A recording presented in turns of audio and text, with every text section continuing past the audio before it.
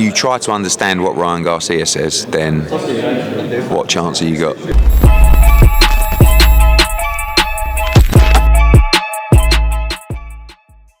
This is Jonathan Aguilar here for Pro Boxing Fans, joined by Eddie Hearn. It's weigh-in day for Crawford against Madrimov. We'll quickly race through it because we're a bit pushed for time.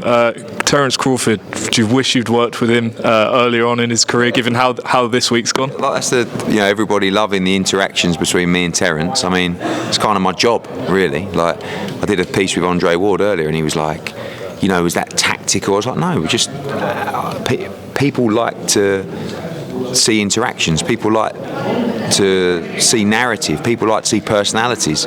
People like to see you fuck around and have a laugh. And that's what we're doing. We're bringing energy to this fight week, showcasing Terence Crawford's personality, which is there, which is big, as well as being a great fighter.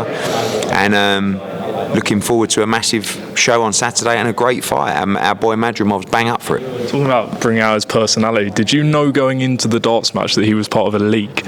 So I knew that he played darts, being honest, because we've had this conversation before, me and him. Right. But how good can you be from Omaha? And what's the chances of you being in a dart league? What's the chances of you having your own dart set that you spend? He says he spent thousands of dollars on his own dart set. I should have chose cricket, but I thought, how am I going to have a cricket match with him? So I like darts. Surely I can beat him at darts, and unfortunately, yeah. Where do you rank him on your pound-for-pound list? Well, I had this conversation over there. I think pure skill-wise, 1. Just on the resume, I give it to Oleksandr Usyk, but it's very close between those two. I put Inoue third behind them, but yeah, definitely a shootout between Usyk and Crawford. I'm not sure what he meant by the tweet, but Ryan Garcia has called you and Crawford the two most burnt people in boxing. Do you know what that even means? I've hardly been out in the sun this week, to be honest with you. I mean, I don't know what he's talking about, but no, I mean, if you try to understand what Ryan Garcia says, then what chance have you got? Bam Rodriguez presented with his WBC title. Is there a chance you'll get that Chocolatito fight maybe done next? I don't know. I mean, firstly, obviously Estrada has the rematch option, of which he potentially looks to exercise. I think you've got the Puma Martinez unification, which is a massive fight. Nakatani, all incredible fights. So Chocolatito is a great name, and obviously you got the tie-in with Mr. Honda and Tekken. He's never been too keen on that fight, but money talks, and I think when you're Chocolatito, really that's the money fight for you in the division. Boots Ennis is here this week. Have you had any talks about unification?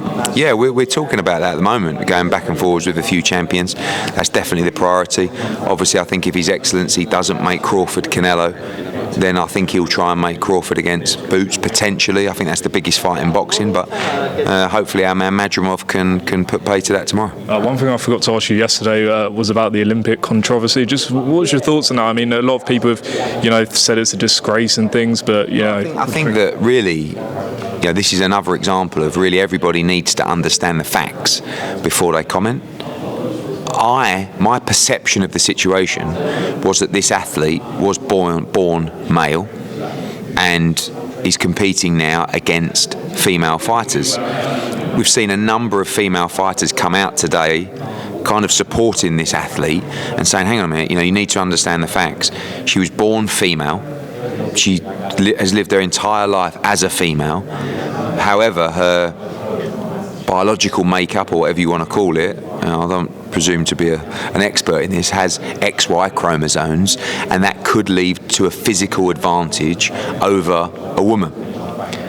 It's not as clear cut as just it's a man that's competing against. So it's such a difficult topic to debate on, especially without knowing all the facts. But the fact that you've seen a number of female fighters from the Olympics come out and almost support this individual, I don't know.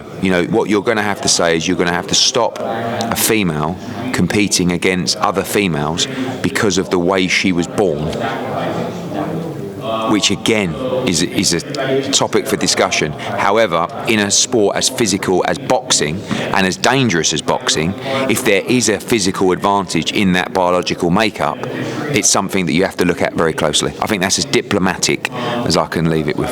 Two more now, I'm done. Prograde Cattrall, do you have a new date for that? It will be in October, and we will announce that in the next 24 hours. Finally, the news is that Tyson Fury is sticking with his training team. Obviously, there's a lot of criticism about it. What's your thoughts on that? Did you think he needed a change or not? Each to their own. I have no idea. None of us know the truth, do we? Tyson Fury should know what's best for him, and if he feels that team's best for him, so be it. Eddie, appreciate your time. Cheers.